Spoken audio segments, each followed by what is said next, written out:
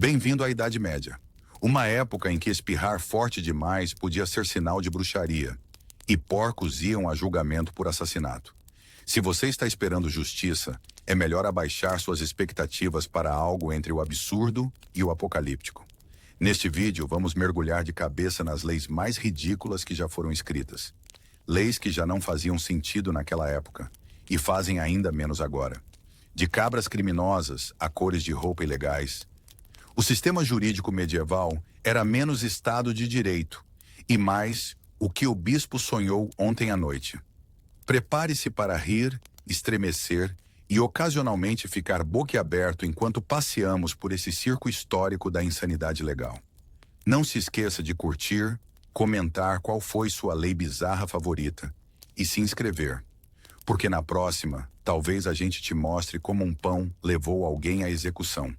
Que comece a loucura. Vamos falar sobre o glorioso sistema jurídico da Idade Média. Um sistema tão hermético que a lógica precisou pedir exílio. As leis da época não eram baseadas em razão, ciência ou sequer bom senso. Não, senhor. Muitas vezes eram ditadas por visões sagradas, ressacas reais e o que o velho Greg, o fofoqueiro da vila, comentou no domingo. A justiça não era cega. Ela estava vendada, girada até ficar tonta e jogada num poço de fogo e enxofre. A maioria das leis era escrita por gente que lia latim, mas nunca tinha ordenhado uma vaca. Imagine ser julgado por roubar uma galinha por alguém que acredita que espirros vêm de demônios. Isso não era um sistema de justiça, era teatro performático. Então, antes de julgarmos com muita dureza, lembremos, eles até que tentaram. Enquanto achavam que a terra era plana, bruxas andavam de vassoura e tomates eram suspeitos. Bem-vindo aos alicerces do direito medieval, que a razão descanse em paz. Vamos falar sobre a palavra absurdo, um termo que os modernos usam para descrever abacaxi na pizza ou meias com sandálias. Mas na Idade Média, absurdo jogava em outro campeonato. Era uma época em que proibir banhos fazia todo o sentido, e julgar um porco por assassinato era considerado o auge da civilização legal. O que hoje achamos uma comédia digna de ouro, eles viam como ordem divina.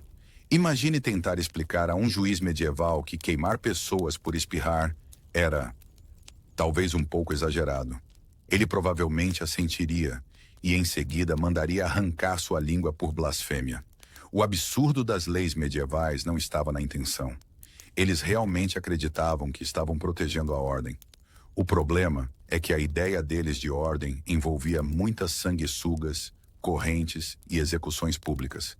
Então, quando chamamos essas leis de absurdas, não estamos zombando do passado. Estamos reconhecendo que a lógica tirou 1000 anos de folga para um café.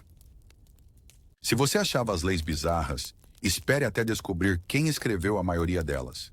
Spoiler. Não foi um conselho de filósofos sábios tomando chá. Foi a igreja. Sim, a mesma instituição que achava que dançar invocava demônios e que canhotos eram suspeitos. Na Europa medieval, a autoridade divina não era só uma vibe. Era o próprio código legal.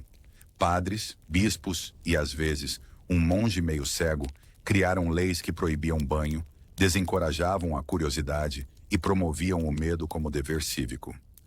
Os livros de direito pareciam mais manuais de exorcismo, e a confissão servia mais para coletar provas do que para perdoar pecados. A igreja não só guiava almas, ela guiava prisões. Se Deus espirrasse, alguém era queimado. Quando a escritura virou estatuto, você podia ser preso por comer carne no dia errado ou cantarolar alegremente na quaresma. Então, da próxima vez que se irritar com uma multa de estacionamento, agradeça por ninguém te chamar de herege por estacionar de ré.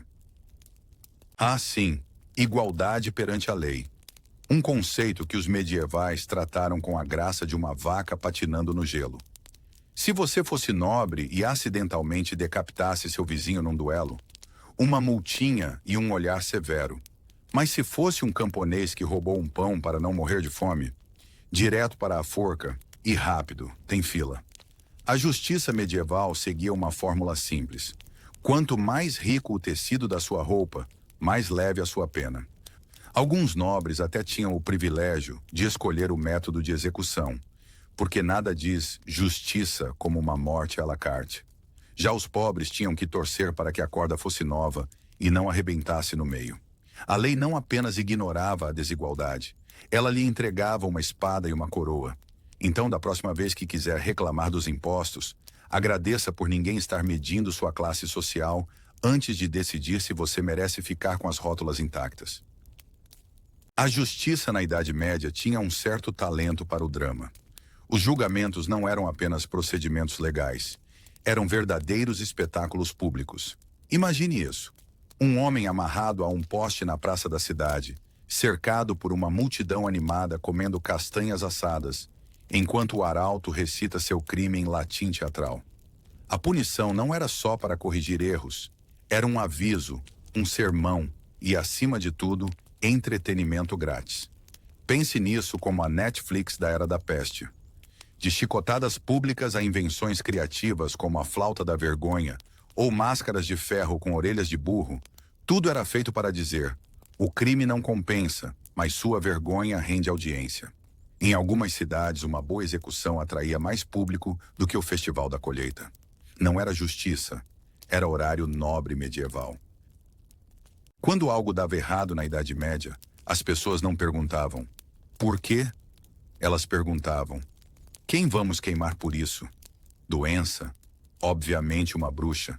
Colheita fracassada? Claro que a cabra olhou errado para a lua. Raio? Deve ter sido a viúva da esquina que tem gatos demais. Legisladores medievais não precisavam de ciência. Tinham bodes expiatórios. A superstição não era apenas social, era legal.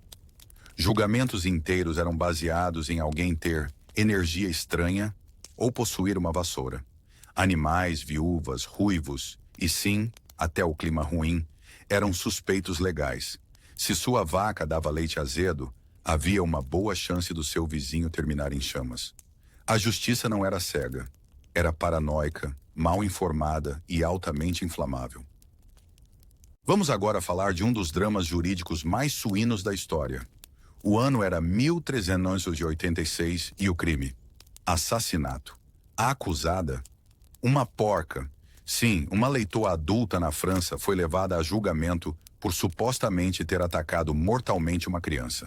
Ela ficou em tribunal, acorrentada com um advogado, sim, de verdade, enquanto os moradores observavam em silêncio solene, tão solene quanto se pode ser ao assistir Bacon sendo julgado. O processo incluiu testemunhos, argumentos legais e, claro, uma sentença pública. A porca foi considerada culpada e condenada à morte por enforcamento. A justiça foi feita, ou talvez curada e defumada. Isso não era piada na época. As autoridades acreditavam que os animais podiam ter agência moral e, se violassem a lei, deveriam ser punidos. Assim começou a grande tradição medieval de julgar cabras, porcos, vacas e até insetos. E você achando que o tribunal de trânsito era ridículo. Você pode estar se perguntando: como essas leis absurdas sobreviveram por séculos sem que alguém se levantasse e gritasse: espera aí, a gente vai mesmo executar um porco? A resposta é simples: medo e ignorância são ótimos babás. Em um mundo onde a maioria das pessoas não sabia ler, livros eram acorrentados às paredes, e padres eram tratados como roteadores Wi-Fi ambulantes para Deus. Questionar a autoridade era tão seguro quanto abraçar um cacto em chamas. Educação era luxo e obediência era obrigatória. As pessoas seguiam as leis não porque as compreendiam, mas porque temiam quem as compreendia. É difícil se rebelar quando a única coisa que você sabe assinar é o sinal da cruz. E quando todo mundo acredita que raios são punições divinas, questionar a lei vira heresia. E heresia vem com gosto de justiça grelhada. Então, sim, essas leis duraram, porque o terror tem validade estendida. Na Idade Média, investigação era uma palavra chique que ninguém se preocupava em definir. Quem precisa de provas quando se tem fofoca? Julgamentos muitas vezes começavam com alguém dizendo: ouvi dizer que ela fala com gatos, e pronto, bruxa. Nada de impressões digitais, nenhum interrogatório sério, apenas intuições e forquilhas.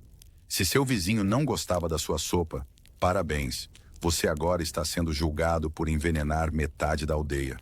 E uma vez acusado, sua melhor defesa era morrer rápido ou chorar alto o suficiente para entreter. Os juízes não buscavam a verdade. Eles buscavam o encerramento, ou ao menos uma confissão para rabiscar nas margens de um manuscrito em latim. O sistema judicial funcionava à base de boatos, com a justiça sendo aplicada mais rápido que a peste medieval, e com a mesma lógica. Bem-vindo à aplicação da lei medieval, movida por paranoia, validada por fofocas e concluída com uma bela queimada pública. Eficiência no seu formato mais inflamável. As leis medievais não eram apenas regras, eram espelhos, escuros, trincados e ocasionalmente manchados de sangue de cabra, mas espelhos mesmo assim. Refletiam uma sociedade construída com base no medo, na superstição e no bom e velho favoritismo. Se você fosse rico, homem, cristão e de preferência usasse um chapéu ridículo, a lei fazia acrobacias para perdoar seus pecados. Todo o resto, boa sorte em escapar da fogueira. As leis miravam os fracos, mulheres, camponeses, minorias e qualquer um cuja existência incomodasse alguém mais rico. Mas não se pode dizer que os legisladores medievais careciam de criatividade. Eles eram basicamente o Picasso da injustiça.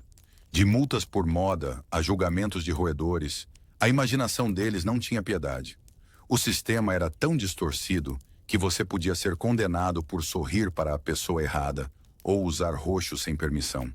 Não era apenas injusto, era arte performática com consequências. E o público? Todo mundo com medo demais para piscar. E assim, bravo espectador, você sobreviveu à primeira amostra da justiça medieval, onde porcos eram julgados, tecido roxo era traição e ser pobre já era crime. Mas não se acomode ainda. O que vimos foi apenas o aperitivo. O prato principal ainda está assando no forno absurdo da história. À frente está um carnaval de caos judicial, onde peixes são excomungados, cadáveres são interrogados e clérigos discutem com tempestades. Achou a burocracia moderna ruim? Tente se declarar inocente enquanto uma cabra de peruca testemunha contra você. Então aperte bem suas botas de couro, afie seu senso de ironia e prepare-se para um desfile de punições, preconceitos e puro absurdo. O mundo medieval não escrevia só leis, ele escrevia piadas. E isso é só o começo. Bem-vindo ao segundo ato da nossa farsa jurídica, onde a justiça sai cedo e a pobreza é punida como crime. Na corte medieval, a justiça não era cega. Tinha olhos afiados para bolsas de moedas. Quanto mais pobre você fosse, mais rápido o martelo caía, normalmente direto nos seus dedos. Perdeu um pão, perde a mão. Não conseguiu pagar a multa? Parabéns, acabou de ganhar uma surra pública. E os ricos? Compravam perdão, mesmo se o passatempo fosse incendiar camponeses.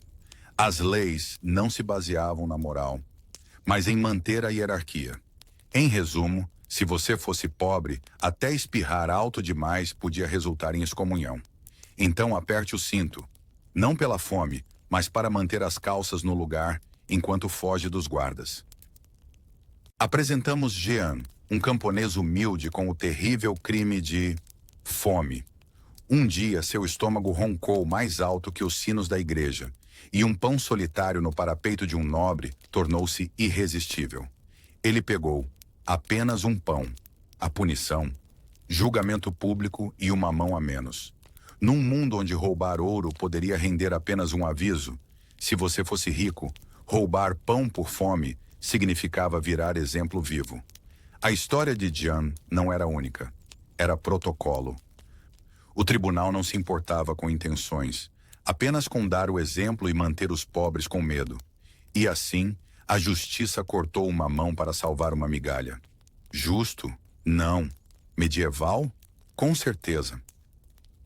Então por que os pobres não simplesmente pagavam a multa em vez de perderem uma mão, um nariz ou a dignidade? Surpresa, eles não tinham dinheiro. Na lógica econômica brilhante da Idade Média, multas eram para os ricos. Os pobres ganhavam a experiência completa.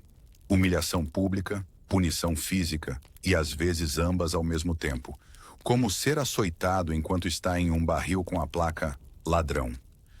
As autoridades pensavam: por que perder tempo com papelada se dá para dar o exemplo com um pedaço de pau?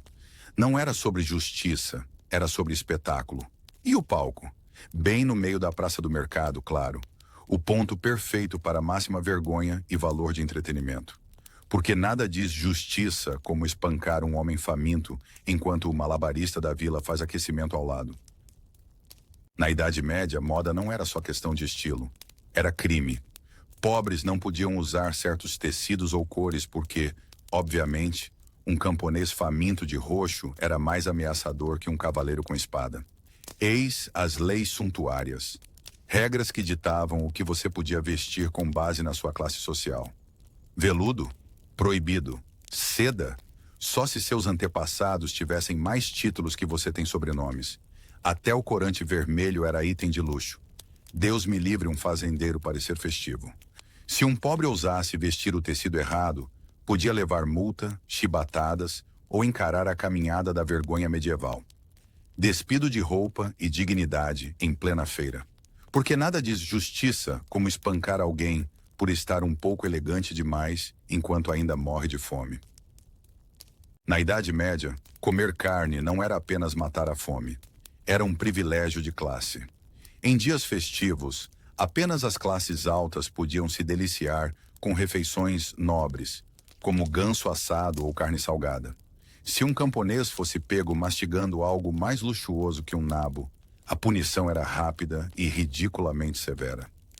Imagine um homem faminto dando uma mordida escondida em carne de porco num feriado religioso, só para ser arrastado para fora de sua cabana e chicoteado em público por arrogância culinária. A igreja e a nobreza alegavam que isso preservava a ordem e pureza, mas na verdade estavam apenas protegendo seu monopólio sobre a carne. Enquanto o senhor mordiscava veado com os dedos engordurados, os pobres só podiam cheirar o aroma e rezar para que o repolho deles não os levasse à prisão. Na Idade Média, ser sem teto não era apenas uma infelicidade. Era praticamente ilegal. A lógica era simples. Se você não tinha um teto, claramente era uma ameaça à sociedade. Vagabundos eram tratados como pragas, ratos com opiniões. As leis permitiam que as cidades os expulsassem, prendessem ou, por que não, os vendessem para trabalho forçado. Imagine um homem descalço dormindo debaixo de uma ponte, acordado não pelo sol, mas por um guarda com um porrete gritando: "Você está preso por existir." Se protestasse, era acusado de perturbar a paz pública. Se ficasse calado, era vadiagem. Um verdadeiro perde-perde. A solução? Magicamente possuir terras e pagar impostos. Fácil, né? Porque nada diz justiça como punir pessoas por respirarem sem propriedade. Na grande corrida armamentista medieval, apenas nobres podiam portar armas, porque, obviamente, esfaquear era um privilégio hereditário. A lei dizia: se você fosse pobre e fosse pego com uma arma, até mesmo uma faca de cozinha, seria jogado na prisão mais rápido do que poderia dizer: "Só vou cortar cebolas." Já os nobres podiam desfilar com espadas do tamanho de mastros, mesmo completamente bêbados, e ainda seriam elogiados por sua honra. Mas se um camponês carregasse uma adaga enferrujada para se defender, traição. Um pobre coitado foi preso por levar uma faca de cozinha ao mercado. Ele alegou que estava vendendo nabos, não começando uma rebelião. O juiz não acreditou. Moral da história: na justiça medieval não importa o que você carrega, mas quem carrega. No mundo medieval, a justiça não esperava pela maioridade. Crianças pobres deviam obedecer à lei como cavaleiros, só que sem armadura, espada ou qualquer noção. Se uma criança faminta de 7 anos ousasse roubar um pedaço de pão, a solução era simples: surra pública. Um menino pequeno pego com uma maçã, arrastado para a praça, amarrado a um poste e açoitado enquanto os espectadores balançavam a cabeça aprovando, porque claramente disciplina forma caráter. Enquanto isso, uma criança nobre que incendiava um celeiro durante a brincadeira Ganhava um pônei para se acalmar. Igualdade, nem perto. Uma criança recebe pão e hematomas, a outra, tédio e suborno. Educação medieval, uma mistura empolgante de castigo corporal e parcialidade descarada. Igrejas na Idade Média deveriam ser santuários, mas só se sua túnica custasse mais do que um salário mensal e seus sapatos não cheirassem a curral. Se você fosse pobre e ousasse entrar em uma catedral grandiosa, seria recebido com toda a santa fúria. Um padre vermelho de raiva, um coro ofendido e um guarda muito animado com um bastão. O motivo? Sua presença profanava o espaço sagrado. Aparentemente, Deus gostava de pisos de mármore, cálices dourados e 0 camponeses. Algumas catedrais até tinham placas que poderiam muito bem dizer: sem camisa, sem sapatos, sem seda, sem salvação. Então, se sua alma precisava de salvação, mas sua carteira estava vazia, boa sorte na próxima vida. Na Idade Média, simplesmente existir vinha com uma conta. Se você fosse pobre, chamava-se imposto de cabeça, ou mais precisamente, o imposto parabéns, você está respirando. Todo camponês, por mais vazia que estivesse sua tigela, ou por mais nabos que tivesse como patrimônio, precisava pagar pelo privilégio de estar vivo. Não podia pagar? Sem problemas. O reino oferecia uma alternativa generosa. Trabalho exaustivo até você quitar sua dívida ou sua coluna desistir. O que viesse primeiro. Enquanto os nobres se banhavam em óleos perfumados e discutiam poesia, os camponeses debatiam se vender seu único par de sapatos bastaria para cobrir essa celebração anual do sofrimento. Era menos sobre arrecadação e mais sobre lembrar aos pobres. Ser pobre não era apenas incômodo, era ilegal.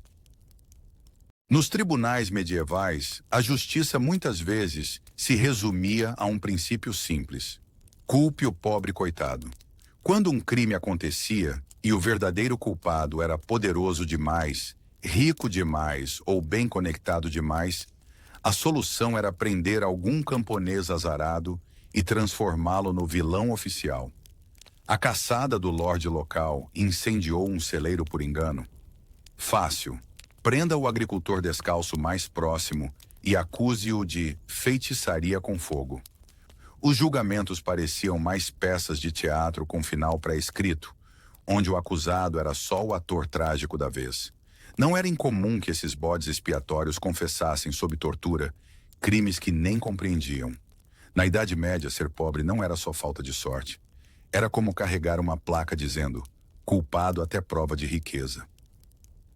Depois de passear pelo desfile de leis e punições absurdas, a gente se pergunta: existiu alguma vez justiça para os pobres na Idade Média? Ou a lei era apenas um roteiro elaborado pelos ricos, encenado nas costas dos camponeses e aplicado por quem nunca passou fome?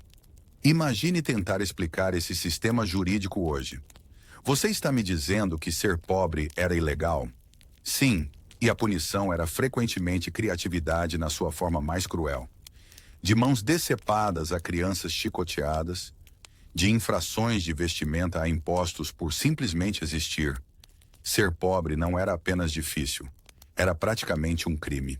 A única coisa mais injusta que as leis era o silêncio que se seguia a elas. Sem protestos, sem apelações. Apenas o som de uma bolsinha de moedas tilintando, bem longe, no bolso de um nobre. Bem-vindo à Idade Média, onde a justiça não era apenas cega, mas também latia, grunhia e ocasionalmente mastigava móveis. Numa época em que se acreditava que o pecado podia infectar a alma como piolhos na túnica de um monge, fazia todo o sentido pensar que os animais também podiam cometer crimes. E assim começou uma das tradições legais mais bizarras da história. Julgar animais em tribunais. Vacas eram acusadas de assassinato, porcos de homicídio e ratos de destruição organizada de colheitas. Isso não era piada. Havia juízes, promotores e até advogados de defesa. Imagine um porco em julgamento enquanto a aldeia se reunia para ouvir seu testemunho, principalmente grunhidos, interpretados com toda a seriedade. Parece absurdo hoje, mas para a mente medieval era uma forma de mostrar que ninguém, Nem mesmo uma galinha estava acima da lei.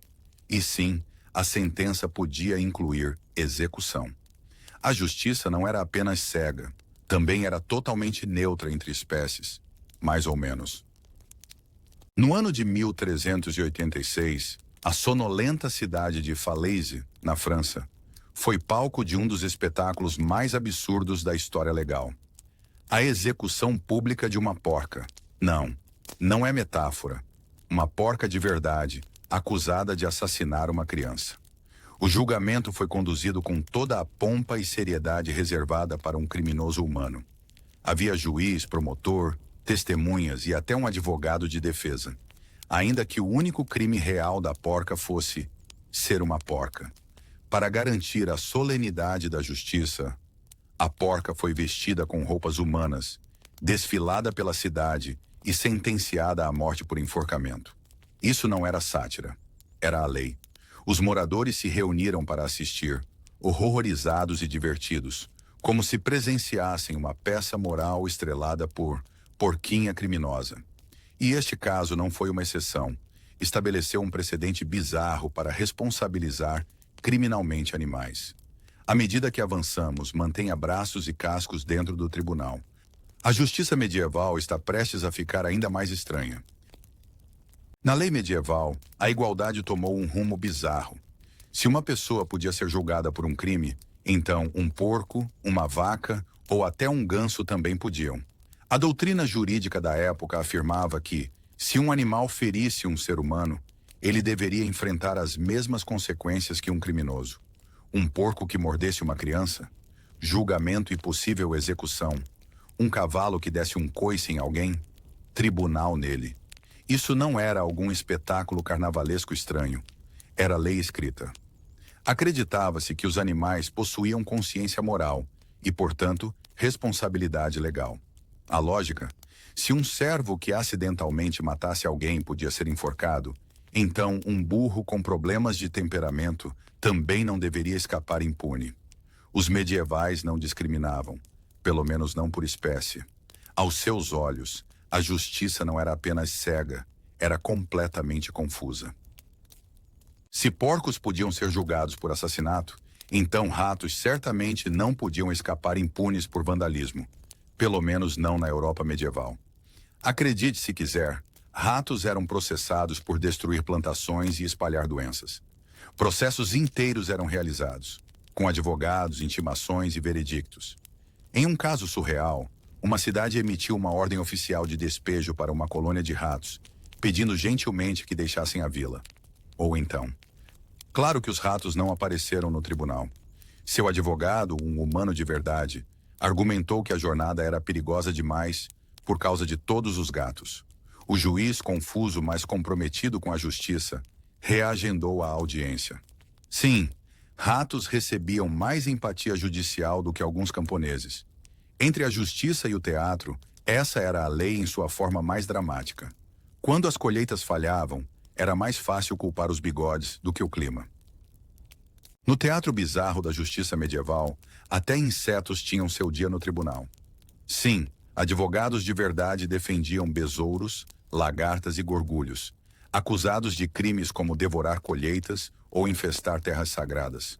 Um documento histórico descreve um advogado defendendo apaixonadamente um grupo de insetos, argumentando que eles tinham o direito divino de existir, assim como os humanos.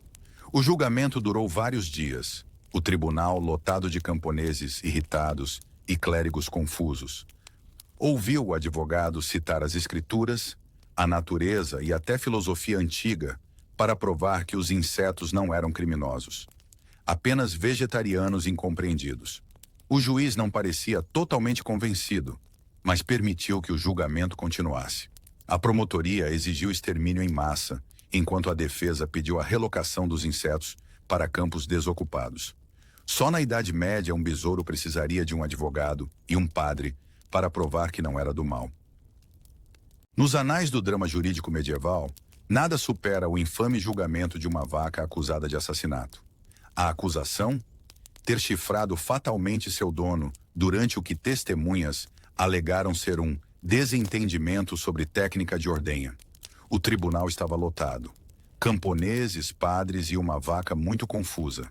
A promotoria a retratou como uma fera violenta com histórico de agressividade. A defesa argumentou: ela foi provocada, sobrecarregada e mal alimentada. Testemunhas subiram ao banco para reencenar o incidente fatal, com um boneco de palha e muitos mugidos dramáticos. O juiz, dividido entre a justiça e o bom senso, ordenou um novo julgamento. Mas, infelizmente, a vaca foi considerada culpada e condenada à morte por enforcamento. Sim, construíram uma forca para uma vaca. Foi uma cena que capturou perfeitamente a lógica da época. Em caso de dúvida, julgue o gado. A esta altura, a Idade Média claramente havia entrado na sua fase drama judicial animal. Burros, cães, galinhas, todos tiveram seu dia no tribunal. Um burro acusado de chutar um monge durante a oração matinal? Culpado. Um galo que cantou na hora errada e atrapalhou um funeral? Condenado ao exílio? Sim, o frango foi banido. Cães? Visitantes frequentes do banco dos réus, geralmente acusados de morder nobres ou, pior, de olhá-los torto. Mas a pergunta que paira como um queijo vencido: os medievais realmente achavam que os animais compreendiam culpa? Ou esses julgamentos bizarros eram apenas o equivalente legal de socar uma parede? De qualquer forma, garantiam que a papelada estivesse impecável, as punições dramáticas e o absurdo total. Quando os animais eram considerados culpados nos tribunais medievais, as punições não eram apenas simbólicas, eram assustadoramente reais. Um porco condenado à morte, enforcado na praça da cidade, um cão acusado de assassinato, decapitado em público. Nem mesmo as galinhas escapavam. Algumas eram queimadas vivas por botarem ovos aos domingos, porque obviamente esse era o horário do diabo. Esses não eram casos isolados. Eram processos legais completos, com papelada, testemunhas e juízes que provavelmente tinham coisas melhores para fazer, como se perguntar por que acabaram de sentenciar um ganso à morte. A Idade Média realmente acreditava em punições iguais para todas as espécies, mesmo que algumas não pudessem falar em sua defesa. Se você já duvidou da criatividade humana na crueldade, lembre-se, em algum lugar, um grupo de monges assistiu solenemente à execução de uma vaca por homicídio culposo. Na lógica medieval do um por todos, a justiça não parava na culpa individual. Se um porco da vara cometesse um crime, digamos, morder o dedo mindinho de um nobre, não era só ele que ia a julgamento. Não. O rebanho inteiro ganhava passagem direta para o inferno. Famílias inteiras de porcos eram reunidas, acorrentadas e solenemente condenadas à morte por fogo, só por precaução, caso o mau comportamento fosse contagioso. Imagine um tribunal onde o juiz declara com seriedade: todos os 27 porcos são sentenciados à morte pelo fogo, por causa da travessura de um só.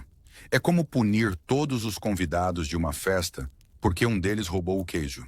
Exceto que a festa é um chiqueiro, os convidados são porcos e a punição é um churrasco medieval. Claramente, a punição coletiva não foi inventada por professores. Foi aperfeiçoada por promotores de porcos. Na sociedade medieval, os animais não eram apenas gado. Eram cidadãos não oficiais com uma perigosa dose de responsabilidade social. Se uma cabra derrubasse um balde de leite ou um galo cantasse durante o sermão, não era apenas travessura, era desobediência civil. Isso não era brincadeira para os moradores, que realmente acreditavam que porcos, burros e até gansos tinham consciência moral para distinguir o certo do errado. A lógica era simples. Se um humano podia ser punido por atrapalhar a ordem, por que não aquele ganso que arruinou o sermão do prefeito com um grasnado a cada amém? Justiça era preservar a harmonia, e se isso significava prender uma vaca mal comportada ou banir um pato, que assim fosse. Afinal, nada diz sociedade civilizada como tratar animais de fazenda como pequenos anarquistas que precisam de correção legal. Em alguns dos dramas de tribunal mais teatrais da Idade Média, não eram apenas os animais que estavam em julgamento. Aparentemente, eram suas almas também. E quem melhor para testemunhar do que um padre, Sim, você ouviu direito. Em certos casos, a igreja supervisionava todo o julgamento animal, com as acusações lidas em voz alta em latim, porque até uma vaca merece uma acusação elegante, e padres servindo como testemunhas principais. A ideia? Se uma criatura cometesse um crime, seu pecado precisava ser purificado ou condenado pela autoridade divina. Assim, havia um porco amarrado na sala do tribunal, enquanto um monge em vestes completas o acusava dramaticamente de heresia, e outros clérigos balançavam a cabeça solenemente. Era parte julgamento, parte exorcismo e completamente absurdo. De alguma forma, a ideia de Deus assistindo a uma galinha sendo condenada em latim fazia todo sentido, pelo menos para quem comandava o espetáculo. E assim chegamos ao grande finale da justiça animal medieval. Um sistema jurídico onde porcos usavam trajes de execução, ratos recebiam ordens de exílio e besouros tinham advogados de verdade. O que começou como uma curiosidade legal estranha se transformou em um espetáculo de absurdo completo, tudo envolto nas vestes solenes da tradição. Foram esses julgamentos atos de justiça ou tentativas desesperadas de controlar o caos, culpando qualquer coisa com batimentos cardíacos? Ou até sem. Talvez para eles, julgar uma galinha fizesse mais sentido do que admitir que suas leis eram um completo disparate. No fim das contas, os julgamentos de animais eram menos sobre culpa e mais sobre cerimônia, projeção e uma bela dose de indignação teatral. Se a justiça é cega, então na Idade Média ela também era surda, confusa e com febre leve.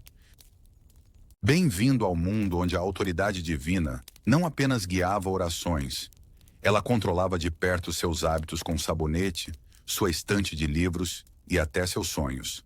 Na era medieval, a igreja não era apenas uma força espiritual, era a suprema legisladora, juíza e carrasca. As leis não eram aprovadas no parlamento, eram cantadas em latim, seladas com água benta e reforçadas com a ameaça de excomunhão ou uma fogueira aconchegante. Padres decidiam o que era moral, monarcas obedeciam, e o povo comum? Vivia com medo constante de quebrar a etiqueta divina, por acidente. Ler o livro errado, tomar banho com muita frequência ou apenas questionar a lógica de um sermão, tudo isso poderia ser considerado heresia. O controle da igreja não era apenas firme, ele se enrolava em cada canto da vida, da sua higiene até os seus pensamentos. E quando Deus era seu senhorio, juiz e bibliotecário, era melhor não pensar alto demais. Assim, a guerra sagrada contra o sabão. De acordo com certos decretos religiosos medievais, tomar banho com muita frequência não era apenas suspeito, era pecado mortal. Por quê? Porque abrir os poros era considerado um convite para demônios entrarem, como convidados indesejados em um jantar. Pior ainda, a água morna poderia excitar a carne, o que na lógica da igreja significava que você iria de limpinho a condenado eterno em um único enxágue. Casas de banho foram fechadas ou denunciadas como antros de vício, e cheirar muito bem era um sinal de alerta.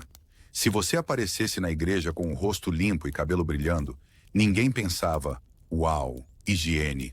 Pensavam, bruxaria. Em uma sociedade apavorada com o mal, a sujeira virou uma armadura espiritual. Afinal, nada diz piedade como cheirar a pilha de compostagem. Na sociedade medieval, estar limpo demais era um sinal de alerta. As pessoas eram aconselhadas, por homens de túnica e sotaque latino solene, a tomar banho apenas algumas vezes por ano. Sim, você ouviu direito. Uma vez por estação, se tivesse sorte. Tomar banho mais do que isso levantava sobrancelhas, suspeitas e possivelmente um julgamento por bruxaria. A limpeza, ou afinal, sugeria vaidade, luxúria ou pior, acesso à água quente e tempo livre. Aqueles que cheiravam a lavanda eram vistos como moralmente questionáveis, enquanto os que exalavam nabo e queijo de cabra eram elogiados por sua modéstia. Então o povo aprendeu a abraçar o fedor. Não era odor corporal, era proteção espiritual. E se alguém perguntasse quando foi seu último banho, a resposta mais segura era sempre: Não me lembro, e Deus se orgulha de mim. Durante a Idade Média, se você fosse uma mulher pega lendo a Bíblia, era praticamente o mesmo que ser pega invocando demônios. Ambas as ações eram vistas como igualmente heréticas. A Igreja, em sua infinita sabedoria, acreditava que as mulheres eram emocionalmente frágeis demais e intelectualmente escorregadias para lidar com as escrituras sagradas, sem distorcê-las em algo perigosamente feminino. Assim, ler a Bíblia virou pecado, não pelo que ela dizia, mas por quem a lia. Homens eram incentivados a estudar e pregar. Mulheres deveriam costurar, rezar e, de preferência, continuar analfabetas. Em muitos lugares, apenas possuir uma Bíblia já gerava suspeita. E se uma mulher ousasse citar um versículo durante uma conversa? Bruxa, julgamento imediato. Queima opcional. Afinal, a alfabetização era a porta de entrada para o pior dos vícios: pensar. Imagine tentar tornar a Bíblia mais acessível para os vizinhos da vila e acabar como o churrasco medieval. Bem-vindo ao santo paradoxo. Traduzir a Bíblia para que as pessoas realmente entendam era considerado um crime. E dos grandes, a Igreja insistia que apenas o latim, a língua sagrada e misteriosa que 99% dos camponeses não falava, era digna das palavras de Deus. Qualquer um que ousasse colocar as escrituras em inglês simples, alemão ou qualquer outra língua camponesa, claramente trabalhava para o diabo. A lógica, se as massas lessem e interpretassem por conta própria, poderiam, Deus nos livre, começar a pensar. Assim, reformadores bem-intencionados frequentemente acabavam amarrados a uma estaca, cercados de lenha, com uma cópia da Bíblia traduzida ironicamente presa ao cinto. Moral da história: nunca tente tornar a religião amigável ao usuário na Idade Média. Livros que curam? Queime. Livros que explicam as estrelas? Queime também. E aqueles filósofos gregos com suas ideias de pensamento? De jeito nenhum. No auge do poder da Igreja, qualquer livro que ousasse sugerir que poderia haver explicações fora das escrituras sagradas era considerado perigoso. Textos médicos, heresia, mapas astronômicos, feitiçaria, Aristóteles, um portal para o inferno. Então, naturalmente, a resposta foi fogo, muito fogo. Bibliotecas inteiras foram reduzidas a cinzas para proteger o público das ideias tóxicas sobre higiene, lógica e a noção radical de que talvez não seja necessário sangrar alguém por cada doença. Monges lançavam rolos de pergaminho nas chamas com devoção, citando versículos como se Sócrates tivesse ofendido pessoalmente a barba de Deus. Assim, gerações perderam acesso ao conhecimento antigo. Tudo em nome da piedade. Se não tinha aprovação divina, não era apenas errado, era inflamável. Na Idade Média, se você ousasse curar alguém sem usar uma batina e cantar em latim, parabéns. Você era ou herege ou bruxa. Herbalistas, botânicos demoníacos. Parteiras, doulas de Satanás. Mesmo que um camponês curasse uma febre com chá de hortelã, a Igreja poderia considerar isso uma ofensa espiritual contra o remédio favorito de Deus: oração e paciência, de preferência até a morte. A lógica era simples. Apenas o clero tinha a linha direta divina com a saúde. O resto? Afaste-se e deixe a febre purificar a alma. Como resultado, as pessoas começaram a esconder seus remédios como criminosos, moendo ervas em porões e sussurrando receitas como se fossem códigos secretos. Porque nada grita maligno como uma vovó com receita de camomila. Em um mundo onde você precisava de permissão divina só para tocar um cadáver, bem-vindo à Idade Média. Imagine que a vovó faleceu e antes de se despedir, você precisava correr até a igreja, se curvar, implorar e talvez oferecer uma doação. Porque só a igreja podia autorizar o toque no corpo. Sem esse sinal sagrado, você corria o risco de excomunhão, vergonha pública ou pior, ser rotulado de necromante. Aldeões sussurravam como contrabandistas, espiando discretamente o falecido enquanto fingiam arrumar os cobertores. Alguns contratavam transportadores santos, homens com cruzes e higiene duvidosa, só para levar a tia Inês ao túmulo. E se você acha que espirrar perto do corpo era arriscado, tente chorar alto. Podia ser interpretado como invocação de espíritos. Nada diz descanse em paz como uma burocracia envolta em incenso.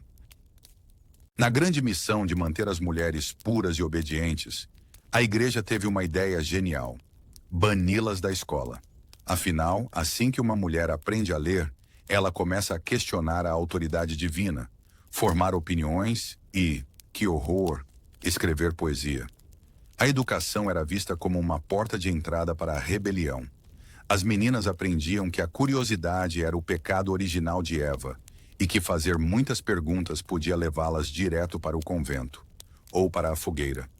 Enquanto os meninos estudavam latim e teologia, as meninas aprendiam a arte sagrada de costurar, orar em silêncio e não olhar os homens nos olhos. Mulheres inteligentes eram vistas como bruxas, sedutoras ou histéricas. Ou seja, na lógica medieval, conhecimento não era poder. Era um escorregadio caminho até o inferno de salto alto. Bem-vindo à Inquisição, o game show particular da igreja. Só que em vez de ganhar prêmios, você podia perder os dentes. Ou a vida. Aqui as pessoas não eram julgadas pelos seus atos, mas pelos seus sonhos. Sonhou com um anjo com roupa estranha? Suspeito. Sonhou com um anjo mulher? Heresia. Sonhou que estava voando? Provavelmente possuído. Padres e investigadores interrogavam os sonolentos com perguntas como: o anjo no seu sonho disse amém ou arrém? E não ajudava que os camponeses, com dieta de pão mofado e medo, sonhassem com vacas falantes e nabos voadores. Isso também podia ser prova de heresia. Sem brincadeira, o seu subconsciente podia te trair. Então, as pessoas começaram a fingir que não sonhavam. O que era difícil, especialmente quando cochilavam no sermão e murmuravam aleluia dormindo. Ops, julgamento à vista. No grande salão da justiça medieval, nasceu um novo crime: heresia passiva. O que era isso, você pergunta? Imagine alguém acusando o sol de ser pecador e você não diz nada. Parabéns, agora você é uma ameaça silenciosa à igreja. Não aplaudir durante o sermão? Suspeito. Não suspirar quando alguém menciona bruxas? Herege. Um homem foi levado embora porque espirrou durante uma queima pública e não disse amém. A igreja declarou que silêncio era concordância. E concordar com o pecado significava que você era basicamente colega de quarto do diabo. Então o povo desenvolveu táticas de sobrevivência, acenos exagerados, suspiros teatrais e aplausos para qualquer coisa remotamente sagrada. Até as ovelhas começaram a berrar mais alto perto da catedral, só por precaução. As pessoas não tinham medo só do que faziam, mas também do que deixavam de fazer. Na era da heresia passiva, até piscar na hora errada podia te colocar numa cela ou numa fogueira. E assim, no crepúsculo do capítulo 4, deixamos para trás um mundo onde as leis não protegiam a fé. Elas a transformavam em arma. Imagine um lugar onde tomar banho demais era escandaloso. Ler um livro podia te levar à fogueira. E o silêncio era tão alto quanto a heresia. Nesse mundo, o medo não era apenas um sentimento. Era uma instituição. As pessoas já não sussurravam dúvidas nem faziam perguntas. Em vez disso, aperfeiçoaram a arte de parecerem santas, pensarem santamente e, o mais importante, ficarem caladas na hora certa. A igreja não precisava ler sua mente. Bastava ver sua sobrancelha se mexer durante o sermão. Crime de pensamento era real, e pensar diferente era o pecado supremo. Assim, as leis viraram correntes, os rituais viraram encenações, e a salvação se parecia estranhamente com submissão. E nesse grande teatro da santidade, o mais assustador não era a danação, era levantar a sobrancelha na hora errada. Era uma vez, na Idade Média, um tempo em que o amor não era um conto de fadas. Era uma armadilha legal, embrulhada em pergaminho sagrado. Esqueça rosas e serenatas. Apaixonar-se sem permissão podia render multa, chicotadas ou um casamento forçado. E não necessariamente nessa ordem. Casamento não era sobre batidas do coração. Era sobre terras, linhagem e papelada. Quer beijar alguém? Melhor falar com o padre local. Quer pedir em casamento? Prepare 2 testemunhas, uma cabra como dote e talvez um juiz. O romance era um emaranhado tão grande de leis que até Cupido precisaria de um advogado. E se você acha que um coração partido dói, tente anulação. Spoiler. Envolvia vergonha pública e talvez uma investigação judicial sobre sua anatomia. Bem-vindo à era em que o amor vinha com cláusulas, subcláusulas e, ocasionalmente, uma masmorra. No circo jurídico maluco da Idade Média, dizer "vou me casar com você" não era apenas conversa fiada, era juridicamente vinculativo. Sim, mesmo se você estivesse bêbado, brincando ou tivesse 7 anos. Promessas verbais de casamento eram tratadas como contratos sagrados, especialmente se houvesse testemunhas ou fofoqueiros por perto. Uma frase descuidada, sussurrada durante uma paquera na taverna, podia virar drama judicial no dia seguinte. E desistir? Isso não era chamado de ter dúvidas. Era violação de noivado sagrado, punível com casamento forçado ou vergonha pública. Essa adorável lei garantia que o romance sempre viesse com uma ordem de silêncio e uma testemunha legal.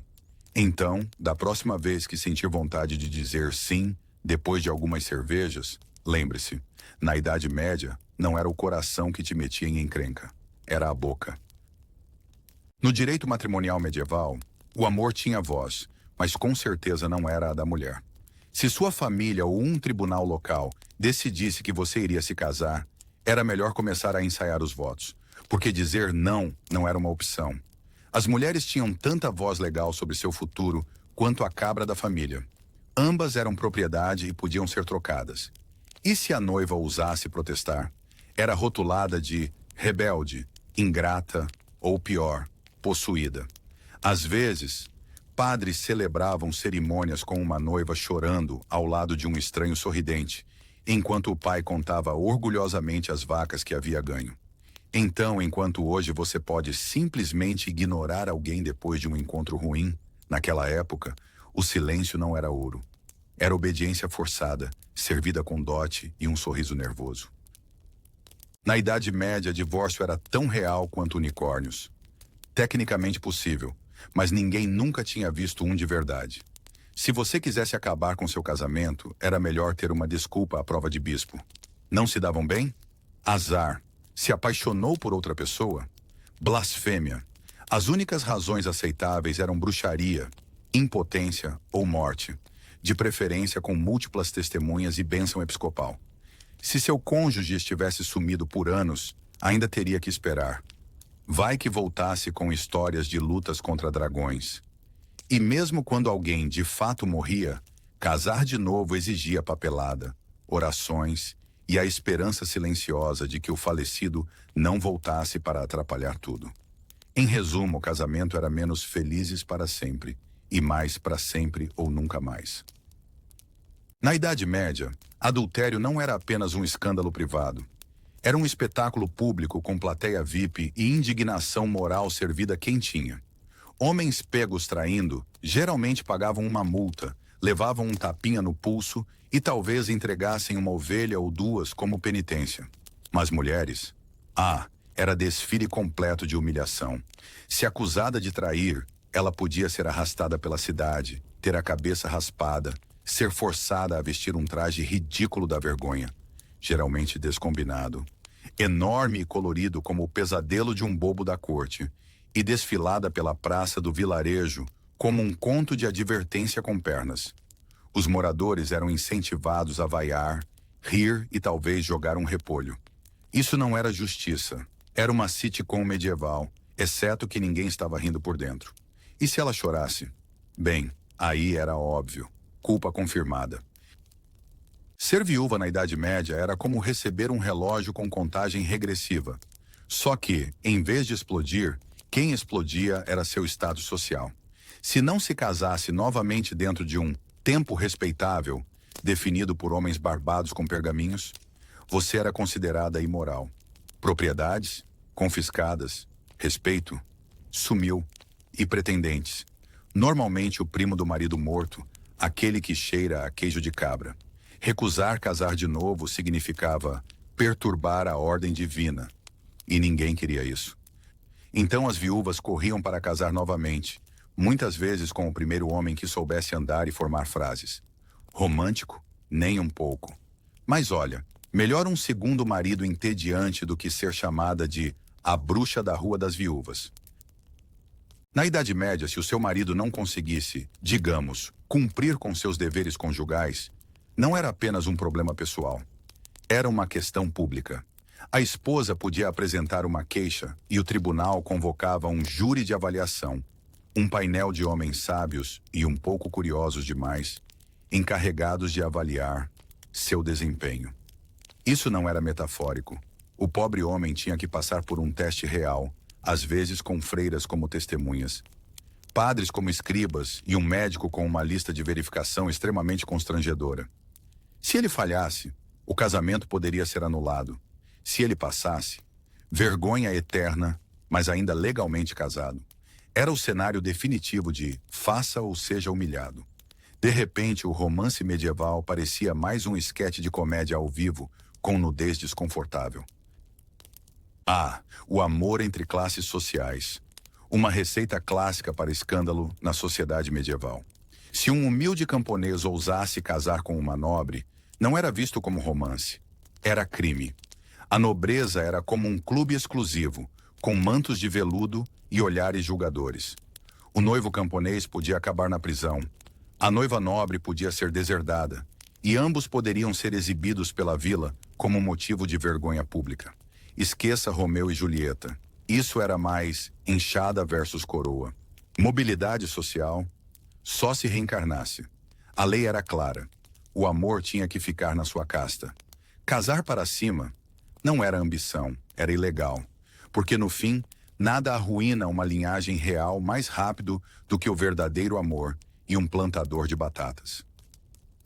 Na Idade Média, manter seu amor em segredo não era só dramático, era absolutamente ilegal. Casais que namoravam sem declarar seu status romântico às autoridades podiam ser multados por comportamento clandestino impróprio. Isso mesmo, se você não declarasse oficialmente sua paixonite, era basicamente um criminoso. Imagine dois amantes trocando olhares atrás de um monte de feno, apenas para serem flagrados pelo dedo duro da vila que também trabalha como inspetor do amor. Esqueça a privacidade. Seu relacionamento precisava de documentação. E se fossem pegos? Prepare-se para a humilhação pública, uma multa ou ser forçado a se casar imediatamente. Porque nada diz amor verdadeiro como um casamento legalmente obrigatório sob pressão. Na Idade Média, o amor raramente era convidado para os casamentos. Política e acordos de terra geralmente roubavam a cena. Desde palácios reais até cabanas de camponeses, o casamento era frequentemente uma troca estratégica, não uma escolha romântica. Você podia acordar um dia noivo de alguém que nunca conheceu, porque seu pai queria 3 cabras e um pedaço de cevada. Príncipes casavam com princesas para encerrar guerras, enquanto fazendeiros casavam com estranhos para juntar os galinheiros. Dizer não era uma opção, era traição à unidade familiar. Então, se você sonhava com alma gêmea, esqueça. Sua alma gêmea provavelmente era um estranho com bons animais e um dote generoso. Na Idade Média, nem todos os casamentos eram válidos. Havia regras, rituais e, claro, burocracia. Um casamento sem padre era apenas uma festa com vinho ruim. Os casais precisavam de um clérigo para oficializar, dotes a serem declarados e, prepare-se, às vezes um certificado confirmando a virgindade da noiva. Sim, você ouviu certo. Algum pobre escriba tinha que redigir um pergaminho oficial dizendo, em latim medieval decorativo, que a pureza da noiva foi verificada. Como uma crítica horrível no Yelp. Sem todos esses requisitos, o casamento podia ser anulado e você passava de felizes para sempre a legalmente irrelevante da noite para o dia. E assim, no grande teatro do amor medieval, não havia rosas nem serenatas. Apenas pergaminhos, juízes e um medo constante de ser legalmente acorrentado para o resto da vida. Amor não era sentimento, era papelada. De confissões forçadas a votos aprovados por padres, de auditorias de dotes a rituais públicos de vergonha, cada passo da jornada romântica vinha com letras miúdas e multas. O casamento não era sobre encontrar a pessoa certa, e sim sobre sobreviver ao sistema sem perder seus animais. Se você encontrasse o amor verdadeiro, parabéns. Provavelmente violou 3 leis e devia uma cabra. Bem-vindo ao romance, edição medieval. Sentença perpétua, sem chance de liberdade condicional. Bem-vindo ao grande pânico das bruxas da Idade Média, onde ter uma verruga, um gato preto ou simplesmente um mau humor podia te levar direto à fogueira. As caças às bruxas não eram sobre feitiços reais ou passeios de vassoura. Não. Eram alimentadas por medo, superstição e a necessidade desesperada de culpar alguém, geralmente uma mulher, por tudo, desde colheitas ruins até dedões machucados. Vilarejos inteiros eram tomados por histeria, apontando dedos mais rápido que fofoqueiras medievais em chamas. E uma vez acusada, não havia escapatória. Negar, culpada. Confessar, também culpada. Isso não era justiça. Era paranoia legal com uma tocha. Esqueça feitiços sombrios e rituais demoníacos. A evidência mais condenatória em um julgamento de bruxas podia ser uma vassoura. Sim, uma vassoura doméstica, usada para varrer o chão e ocasionalmente espantar moscas, de repente virava um aparelho de voo suspeito. Se você tivesse mais de uma vassoura, os boatos se espalhavam mais rápido que a peste. Por que uma mulher solteira precisa de 3 vassouras? Perguntavam os aldeões, ignorando totalmente o pó. De repente, senhoras idosas com casas limpas se tornavam principais suspeitas. A lógica do tribunal? Se bruxas voam em vassouras e você tem uma vassoura, então parabéns. Você claramente se locomove por feitiçaria. A justiça era realmente varrida na Idade Média. Na Idade Média, sua pele podia testemunhar contra você. Uma pinta, assinatura de Satanás. Uma marca de nascença, pacto óbvio com o diabo. Um calo, claramente de segurar o rabo de um demônio. Durante os julgamentos de bruxas, juízes e padres realizavam inspeções corporais, procurando pela infame marca da bruxa. Uma protuberância ou mancha inocente que supostamente alimentava criaturas demoníacas. As suspeitas eram forçadas a se despir e sofrer beliscões, empurrões e humilhações por especialistas autoproclamados que não sabiam diferenciar uma sardinha de uma maldição. Ironia do destino. O verdadeiro terror não era a bruxaria, era ter pele seca em uma sociedade paranoica armada com tochas e lupas. Quando a ciência tirava folga e a paranoia assumia o tribunal, surgia a prova da água. Um teste tão genial que garantia culpa ou morte. Bruxas suspeitas eram amarradas e jogadas em rios ou lagos. Se flutuassem, eram bruxas. Fogueira nelas. Se afundassem, eram inocentes, mas também afogadas. Aparentemente, a água, por ser pura, rejeitava o mal. Então, se não te absorvesse, você obviamente era parceira de Satanás. Suas opções? Afogar-se com honra ou queimar com vergonha. De qualquer forma, a justiça medieval sabia causar impacto, geralmente de cabeça e com uma corda. Se a água não te afogasse, a tortura falaria por você. Caçadores de bruxas medievais tinham uma técnica favorita de interrogatório: dor até a confissão. Bruxas acusadas eram esticadas em pranchas, tinham ossos quebrados ou eram queimadas com ferros em brasa. Tudo em nome da verdade divina. Não é surpresa que muitas confessassem dançar com demônios, beijar o traseiro de Satanás ou azedar leite, só para a dor parar. A verdadeira feitiçaria não era magia negra. Era como a dor transformava milagrosamente inocência em culpa. E se ousasse gritar? Prova de que estava invocando seu mestre.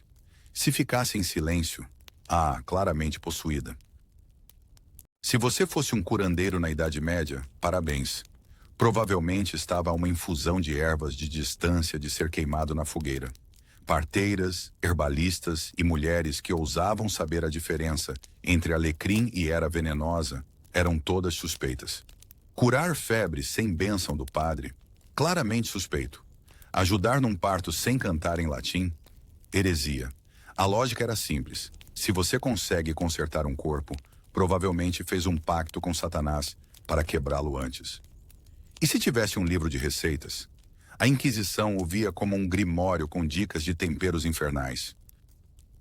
Na era de ouro das caças às bruxas, até uma risadinha fora de hora podia te levar direto para a fogueira. Seu gato preto miou para o padre. Bruxa. Tem ervas secando na janela? Feitiçaria. E se você soltasse uma risada num funeral, claramente estava lançando um feitiço no defunto. Num mundo onde a suspeita era mais contagiosa que a peste, qualquer risinho desconfortável podia te assar vivo. Gatos, plantas e um sorriso fora de hora. A trindade profana. A única opção segura era parecer triste, espirrar baixinho e esconder seu orégano como se fosse contrabando. Na Idade Média, cuidar da própria vida não era apenas mal visto, era punido. Se a sua aldeia suspeitava de alguém por bruxaria e você não denunciava, parabéns. Agora fazia parte oficialmente do coven. Não viu sua vizinha voar numa vassoura? Não importa. Deveria ter olhado com mais atenção. A lei exigia não só paranoia, mas paranoia entusiasmada. A um arauto de distância da histeria em massa, vilas inteiras se traíam para evitar suspeitas. Melhor trair a vovó do que ser visto oferecendo chá de ervas. Porque nessa lógica retorcida, o silêncio não era ouro, era demoníaco. A vingança nunca teve tanto apoio legal. Na era das caças às bruxas, se uma mulher recusasse os avanços de um homem, parabéns, ela acabava de virar a feiticeira da vila. Discutiu por limites de terra, claramente está usando magia negra para ganhar território. Foi pega fofocando. Só pode ser feitiço de inveja. O sistema de justiça virou a arma preferida dos rancorosos. Nada de provas. Bastavam más vibrações e um ressentimento antigo. Vizinhos vingativos podiam convocar o tribunal com um olhar torto e uma acusação criativa. Nesse mundo, partir um coração ou vencer uma disputa de terreno era tão perigoso quanto invocar o diabo. Nos julgamentos de bruxas medievais, a lógica já tinha feito as malas e saído da sala do tribunal. Se você alegava inocência, suspeito. Só uma bruxa tentaria esconder a verdade. Mas se confessasse, ahá, prova de que é uma bruxa. Cara, você queima. Coroa, você também queima. Juízes acenavam solenemente enquanto escribas anotavam culpado antes mesmo do julgamento começar. Testemunhas contavam histórias de cabras voadoras e pães amaldiçoados, e ninguém piscava. O ônus da prova foi substituído pelo ônus da fofoca, e quanto mais dramática a acusação, mais rápido a lenha era empilhada. Não era justiça, era teatro, com um final trágico. A justiça nos julgamentos de bruxas medievais frequentemente terminava com uma fogueira, e não do tipo festivo. Queimar na estaca era a punição padrão para bruxas, oferecendo um combo de purificação da alma e espetáculo público. Praças viravam teatros onde famílias inteiras se reuniam, pipoca opcional, para ver o mal virar cinzas.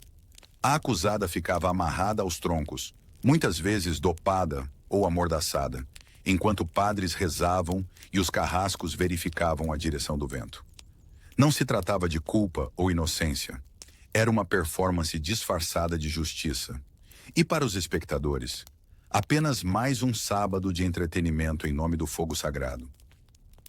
Então, depois de todas as vassouras, gatos pretos e acusações ferventes, o que realmente convocava as chamas não era a bruxaria, era o medo.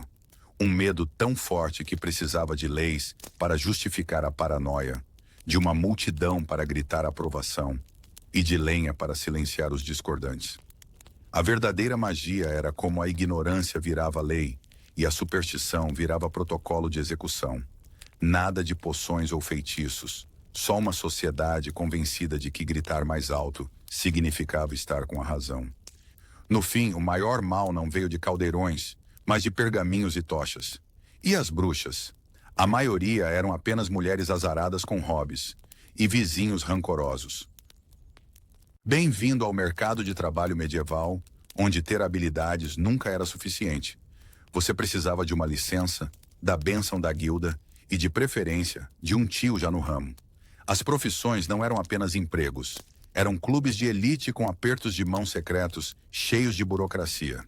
Padeiros, ferreiros, tecelões e até caçadores de ratos tinham suas próprias guildas que impunham mais regras do que um banquete real. Quer inovar? Herege, trabalhar sem permissão, criminoso. Não era sobre talento, era sobre tradição e hierarquia e garantir que ninguém balançasse o barco que mal se movia. Porque nessa economia, ser bom demais, rápido demais, podia te queimar, literalmente ou financeiramente. Você dominou a antiga arte de assar? Ótimo. Agora entregue seu forno, a menos que tenha recebido permissão da grande guilda dos pães e broas. Na Idade Média, assar sem licença não era apenas mal visto, era basicamente rebelião organizada. Sua cozinha podia ser invadida, seu forno confiscado e sua massa considerada herege. Por quê? Porque o pão não licenciado perturbava o sagrado equilíbrio da política da farinha. A guilda controlava quem podia sovar, enrolar e fermentar. E se ousasse assar um pão com crosta melhor que a do mestre da guilda? Prepare-se para o exílio. Ou pior, ser condenado a descascar cebolas nas cozinhas reais pelo resto da vida. No grande tribunal de confeitaria da justiça medieval, cada pão precisava seguir a linha, literalmente. Pão muito leve, claramente um vigarista tentando enganar os cidadãos honestos e roubar sua preciosa farinha. Muito pesado, um sabotador ganancioso afundando a economia local. Os padeiros tinham que pesar cada pão com uma precisão geralmente reservada aos alquimistas, medindo lágrimas de unicórnio. Inspetores espreitavam perto dos fornos com balanças mais sensíveis que egos reais, prontos para multar ou chicotear qualquer um que ousasse perturbar o sagrado equilíbrio do pão. Então sim, na Idade Média, até os carboidratos tinham limites legais de peso. Então, você quer abrir uma padaria na Idade Média? Que fofo! Primeiro, você vai precisar de aprovação do conselho local da guilda, um grupo animado de padeiros rabugentos que veem qualquer novato como ameaça ao império da farinha. Se você for de fora, tiver um sotaque estranho, ou pior, assar pães melhores que o primo do presidente, sua solicitação vai direto para o fogo, junto com suas esperanças e sonhos. As decisões não eram baseadas em talento ou paixão, mas em quantas canecas de cerveja você pagou na última festa da guilda. Nepotismo, mesquinharia e política mofada eram os verdadeiros ingredientes secretos de qualquer padaria de sucesso. Você achou que ser ferreiro ou carpinteiro na Idade Média significava liberdade para criar? Pense de novo. Cada martelada e lasca de madeira estava sujeita a regulamentos rigorosos da guilda. Fez sua espada meio centímetro mais longa? Heresia. Entalhou a perna da cadeira com o espiral errado? Prepare-se para uma bronca pública e uma multa do tamanho de uma cabra. Usou carvalho em vez da madeira aprovada oficialmente? Monstro. As guildas tinham mais regras do que uma ceia real tinha colheres. E quebrar qualquer uma delas podia te render expulsão, multa ou, pior ainda, uma palestra de 12 horas sobre a geometria sagrada das pernas da cadeira. Então você é uma mulher na Idade Média e por acaso manda muito bem no tear, na agulha ou, Deus me livre, no martelo de ferreiro? Parabéns! Você é oficialmente uma ameaça ao tecido moral da sociedade, porque, segundo as guildas, as mulheres não tinham a integridade moral necessária para trabalhar com objetos afiados, fogo ou qualquer coisa mais perigosa do que um rolo de massa. Mesmo que fosse melhor que o melhor artesão da cidade, ainda assim esperavam que ficasse em casa, sorrisse docemente e aperfeiçoasse seu bordado. A menos, é claro, que fosse viúva. Nesse caso, e só nesse caso, poderia herdar a oficina do marido, contanto que não ousasse melhorar nada. Quer ser médico na Idade Média? Primeiro verifique suas calças. Se não for homem, parabéns, você já está fora. A medicina era um campo sagrado, e por sagrado, eles queriam dizer exclusivo para homens aprovados pela igreja. Esqueça diplomas ou talento. Se você não era ordenado ou não falava latim, era provavelmente herege, ou pior, uma bruxa. Mulheres que ousavam tratar doenças eram rapidamente rotuladas de feiticeiras e podiam se despedir de seus instrumentos médicos. E também da própria vida. Enquanto isso, o irmão Gregório, cujo único tratamento era uma oração e um balde de água benta, tinha licença oficial. Lógica medieval. Se sangra, culpe Satanás. Se cura sem a bênção da igreja, queime. Na Idade Média, talento era opcional, mas árvore genealógica era obrigatória. Quer ser carpinteiro, sapateiro ou fabricante de castiçais? Azar o seu se seu pai era fazendeiro, sem linhagem, sem emprego. As guildas aplicavam uma política rígida de apenas por legado, o que significava que só os filhos de membros existentes podiam sonhar em aprender o ofício. Não importava se você nascia com mãos de ouro ou construía castelos com migalhas. Elas ainda assim batiam a porta na sua cara. O resultado? Um mundo onde a mediocridade era herdada e a inovação era exilada. A única coisa mais poderosa que a habilidade era o nepotismo. Bom, isso e saber subornar o tio certo. No mercado de trabalho medieval, estágios não remunerados não eram apenas um rito de passagem. Eram praticamente uma sentença perpétua. Como aprendiz, você podia passar até 7 anos varrendo o chão, buscando ferramentas e levando bronca por afiar o cinzel com entusiasmo demais. Pagamento? Claro que não. Sua compensação era a honra de ser gritado pelo mestre e, se tivesse sorte, receber algo que vagamente lembrava um ensopado. Sair antes do tempo? Nem pensar. Fazer isso sem permissão oficial podia te banir de todas as oficinas da cidade. Era como servidão contratada, mas com mais serragem e menos direitos. E se ousasse questionar alguma coisa, parabéns! Você acabava de ganhar mais um ano de formação de caráter. Na Idade Média, criatividade não era uma virtude, era um crime. Se você, um humilde sapateiro, ousasse criar um sapato com uma sola um pouco mais confortável ou um fecho diferente, parabéns. Você acabou de inventar a heresia. As guildas exigiam obediência estrita à tradição, o que significava fazer tudo exatamente como o tataravô do seu mestre fazia, mesmo que suas ideias fossem péssimas. Desviar dos métodos sagrados era visto como uma ameaça à autoridade da guilda. E pior ainda, como se você estivesse querendo humilhar seu mestre com suas perigosas novidades. A punição, expulsão, perda do direito de trabalhar e ser eternamente rotulado como encrenqueiro. Inovação medieval, onde mudar o formato de uma colher poderia te exilar da sociedade. Achou que dar desconto ia te deixar popular? Pense de novo. Nas cidades medievais, vender suas velas artesanais por 1 centavo a menos que o vizinho podia te colocar em cera quente, literalmente. As guildas tinham regras rígidas de preços, e cobrar abaixo do preço padrão era considerado traição econômica. Mesmo que seus produtos fossem melhores ou você só estivesse tentando sobreviver, oferecer uma barganha significava desonrar a guilda. Punição, multas, humilhação pública e, em alguns casos, destruição total do seu estoque. Fidelidade do cliente? Esqueça. Na terra do pão e das pragas, o capitalismo existia, mas só se fosse perfeitamente sincronizado. Depois de enfrentar escândalos da farinha, surtos das guildas, punições pela criatividade e desastres de desconto, você finalmente conquistou seu lugar como um verdadeiro artesão medieval. E por conquistou, queremos dizer, sobreviveu. Porque neste mundo, talento importava menos do que obediência, conexões familiares e a habilidade de assar pão sem ousar deixá-lo mais saboroso que o do mestre. Inovação era crime, preço baixo era heresia, e trabalho duro era recompensado com mais regras. Então, da próxima vez que você morder um pão artesanal, lembre-se, pode ter levado um padeiro medieval 10 anos, uma dúzia de surras, 3 aprovações da guilda e 0 ideias próprias para fazê-lo.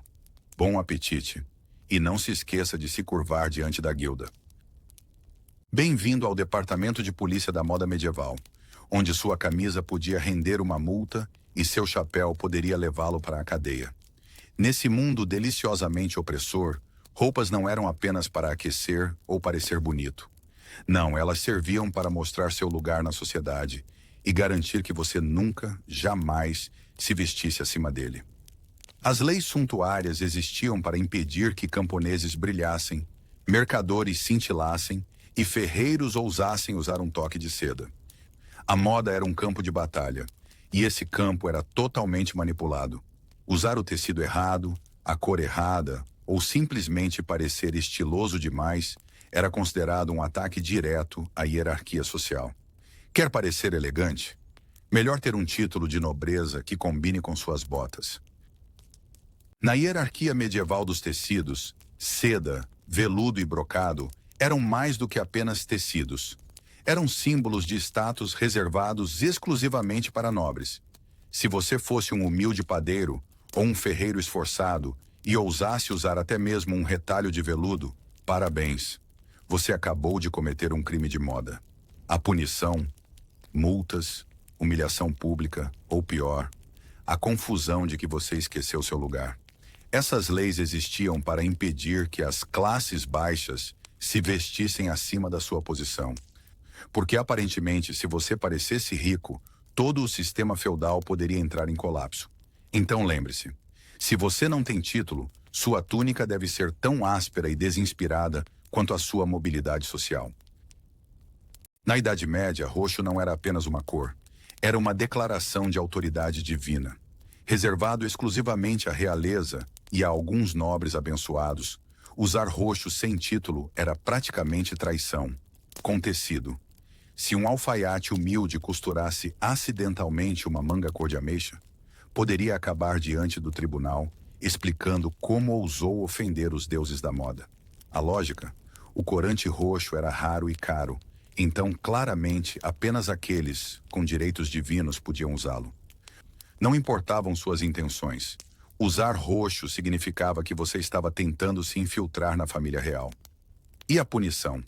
Qualquer coisa, desde multa até humilhação pública. Porque nada diz justiça como envergonhar alguém por gostar de lavanda. No manual da polícia da moda medieval, camponeses e artesãos tinham uma regra clara. Nada de estampas. Estampa floral, muito chamativa. Listras, agressivas aos olhos. Videiras bordadas? Você está tentando hipnotizar um nobre? Esses pobres coitados eram obrigados a se vestir como o fundo de uma tapeçaria desbotada. Simples, sem graça e absolutamente apagados. A lógica: roupas estampadas eram um privilégio da elite. Trabalhadores no campo ou na forja não precisavam parecer elegantes. Afinal, a beleza poderia distraí-los de seu dever divino de sofrer em silêncio. Então, se você fosse um ferreiro ousando vestir uma túnica com barra decorativa, espere por uma multa e por um lorde muito desapontado balançando o dedo diante da sua rebelião fashionista. Na Idade Média, até mesmo as trabalhadoras do sexo tinham um código de vestimenta. Sim, a burocracia nunca dorme. As prostitutas eram legalmente obrigadas a usar roupas chamativas ou adereços específicos na cabeça, para que os cidadãos de bem não as confundissem com mulheres respeitáveis. Imagine ser forçada a usar um vestido carmesim e um enorme chapéu com plumas só para ir comprar pão. A ideia era clara. Se você vende prazer, deve se vestir como um aviso ambulante. Roupas muito discretas? Multa. Muito elegantes. Acusação de engano social. Ironicamente, essas leis transformaram a praça da cidade num campo de batalha fashion, onde as prostitutas se destacavam mais que todas, enquanto as damas nobres se misturavam ao fundo. Às vezes, nem os guardas sabiam quem era quem, o que levava a prisões embaraçosas e alguns maridos muito confusos. Na Idade Média, chapéus com penas eram mais do que um acessório de moda. Eram minas sociais. Apenas nobres podiam legalmente desfilar com penas no chapéu. Todo o resto, proibido, porque claramente uma pena de ganso era a última barreira entre a civilização e o caos. Se um padeiro humilde ou um ferreiro ambicioso ousasse se enfeitar com sequer uma penugem de ave, corria o risco de multas, confisco ou pior, a humilhação pública na praça da cidade. A lógica? As penas simbolizavam status, e deixar plebeus usá-las poderia confundir os céus. Assim, os camponeses eram obrigados a usar chapéus sem graça e sem penas, basicamente, capacetes de lã da vergonha. Irônico é que os pássaros não ligavam para quem usava suas penas. Mas os nobres, eles se importavam, e muito. Ser rico, mas não nobre na Idade Média, era como ter um carro esportivo sem carteira de motorista. Parece impressionante, mas dá punição.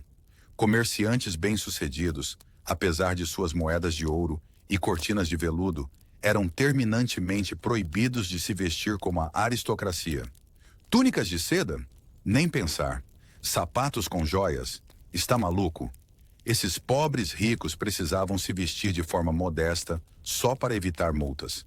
Imagine um homem mais rico que o barão local, sendo forçado a usar lã cor de batata e fingir que não pode pagar nem sabão. O objetivo? Evitar confusão entre os que nasceram com privilégios e os que os conquistaram, porque claramente nada é mais perigoso do que um homem feito por si mesmo com um visual fabuloso. Na Idade Média, até suas calças podiam te meter em encrenca. Uma nova onda de terrorismo das calças se espalhou pelas cidades. Meias calças justíssimas que abraçavam cada curva foram declaradas uma ameaça à moralidade. Funcionários ficaram horrorizados. Padres apertavam seus rosários. Alfaiates choravam de desespero quando seus melhores cortes foram banidos. A lei decretava que calças apertadas demais eram uma ofensa pública. Muito lascivas, muito pecaminosas, muito anatomicamente precisas. Alguns homens foram forçados a usar sacos de batata só para evitar escândalos. Enquanto isso, o verdadeiro crime não era a indecência. Era ousar ter panturrilhas dignas de nota. Em resumo, crimes de moda nunca foram tão justos. No Tribunal da Moda Medieval, as mulheres caminhavam em uma corda bamba entre simples demais e encantadora demais. Vestido muito curto, bruxaria, muito chamativo, adultério, muitos acessórios. Claramente uma filha de Satã com ótimo gosto. As damas tinham que calcular o comprimento da saia ao centímetro. E que Deus as ajudasse se um colar brilhasse demais. A lógica? Qualquer mulher que chamasse atenção podia estar seduzindo homens, ou, pior ainda, pensando por conta própria.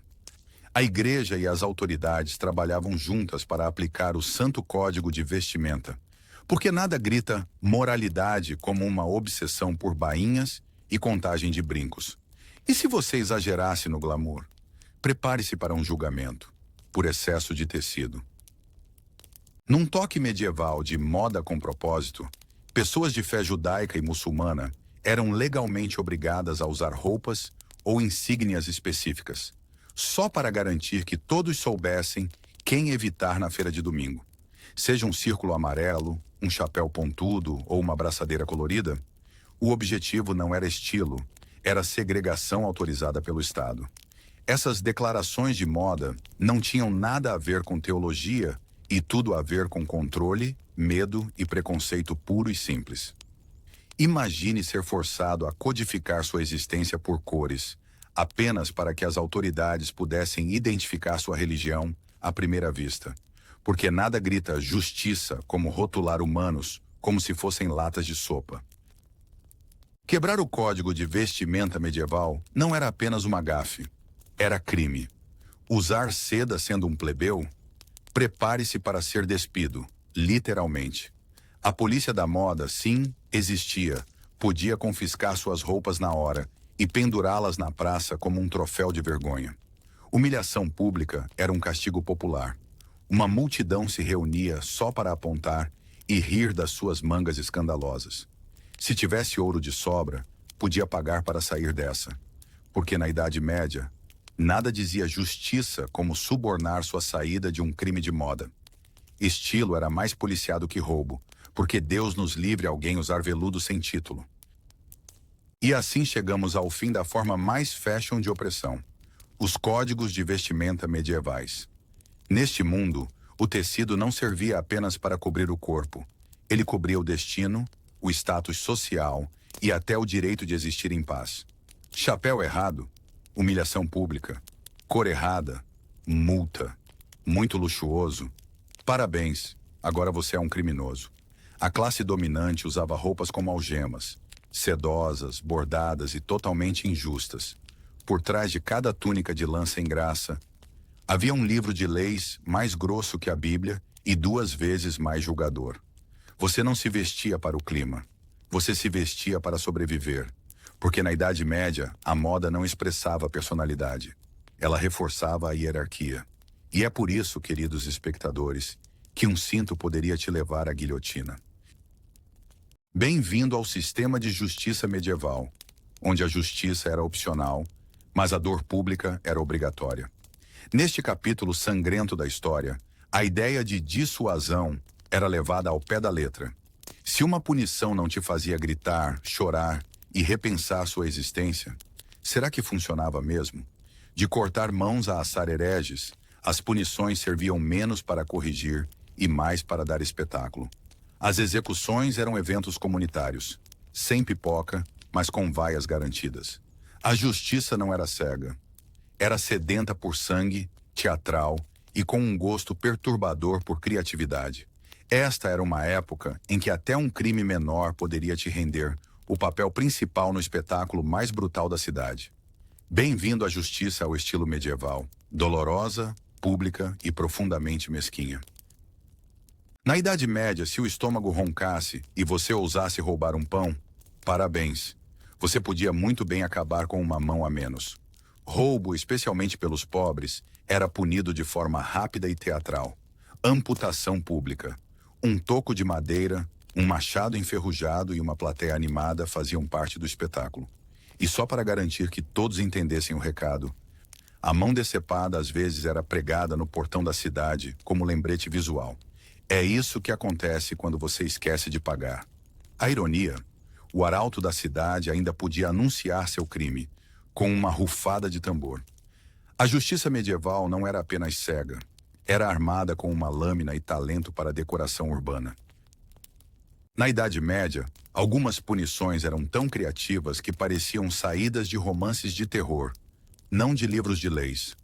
Uma das favoritas do público, a gaiola de ferro suspensa. Se você cometesse um crime considerado merecedor de vergonha prolongada e insolação, era trancado dentro de uma gaiola de metal do tamanho de um ser humano e içado na praça da cidade. Chovesse ou fizesse sol, cocô de pássaro ou enxames de moscas, você continuava lá, sem comida, sem água e zero privacidade. Os passantes podiam jogar um tomate podre ou o almoço deles. A sentença durava até você confessar seus pecados, se arrepender, ou bem, morrer. A justiça medieval adorava um drama, e nada dizia dissuasão pública como um corpo apodrecendo, balançando sobre as barracas do mercado. A justiça medieval não parava só em cortar mãos. Ela adorava um espetáculo. Apresentamos a roda de suplício, um dispositivo tão encantador que fazia até os carrascos mais endurecidos estremecerem. O condenado era amarrado com braços e pernas abertos em uma roda de madeira gigante. Aí vinha a diversão. Um brutamontes com uma barra de ferro quebrava cada membro, os ossos um por um, seguindo um padrão rigoroso. Braço, perna, porque até na tortura a simetria era importante. Às vezes, os membros esmagados eram entrelaçados entre os raios, só pelo estilo. A roda era então içada como um catavento de pesadelos, girando na brisa, exibindo orgulhosamente o corpo contorcido. Um aviso brutal para o povo. Roubou um pão? Pode acabar mais torcido que os seus planos para o jantar. Achou que a justiça medieval havia atingido seu auge com a roda quebra-ossos? Pense de novo. Apresentamos. Queima pública. Inicialmente reservada para bruxas, logo virou uma solução versátil para hereges, blasfemadores e qualquer um que ousasse pensar por conta própria. Tem uma opinião impopular? Parabéns, você virou lenha. A cerimônia era encenada com precisão. Lenha empilhada como se fosse um churrasco e o público reunido como se fosse festa. Às vezes, até cobravam ingresso. O acusado, frequentemente amordaçado, não podiam estragar o clima com lógica, era amarrado a uma estaca de madeira e incendiado enquanto as autoridades locais acenavam com aprovação. Um lembrete ardente de que, na Idade Média, a liberdade de expressão vinha com um isqueiro e um fósforo. Justo quando você achava que as punições medievais não poderiam ficar mais quentes, apresentamos o capacete de ferro em brasa. Imagine sua cabeça sendo abraçada à força por um capacete de metal que foi aquecido sobre o fogo como uma panela amaldiçoada. Isso não era uma execução rápida, era um churrasco trágico e em câmera lenta. A vítima, geralmente acusada de traição, heresia ou só porque tinha cara estranha, era amarrada enquanto o capacete em chamas era descido sobre sua cabeça. Gritos ecoavam, o cabelo pegava fogo, a pele borbulhava, e em algum lugar, um juiz local provavelmente acenava com aprovação e anotava em latim medieval: justiça feita. Como se grelhar pessoas como salsichas fosse o auge da ordem social. Saiam da frente, ícones da moda. Este era o acessório de cabeça mais quente do século. No sistema de justiça medieval, a humilhação pública não era só um aperitivo, era o prato principal. Apresentamos o Pilar da Vergonha, o evento open mic favorito da cidade para legumes podres. O condenado, geralmente um ladrãozinho ou alguém que falou mal da nobreza errada, era acorrentado a um poste de pedra na praça do mercado. A sentença? Tornar-se um alvo humano. Os transeuntes podiam lançar tomates, ovos podres ou qualquer coisa que ainda tivessem na cesta, sem punição, com muitos aplausos. Alguns cidadãos criativos preparavam até adereços extras, tripas de peixe, esterco ou um poema ridicularizando o corte de cabelo do criminoso. Enquanto isso, o juiz espiava da janela com um sorriso presunçoso, tomando hidromel e assentindo com aprovação. Justiça não era cega. Era apenas altamente teatral e absolutamente imunda. Na Idade Média, adultério não era apenas escândalo, era desfile, literalmente. Se você fosse pego tendo um caso, não enfrentava só sogros furiosos, ganhava uma escolta com tambor por toda a vila, vestido com uma túnica vergonhosa, muitas vezes decorada com insultos espirituosos, o condenado tinha que andar, ou pior, dançar, ao lado de um percussionista, às vezes até com uma banda completa.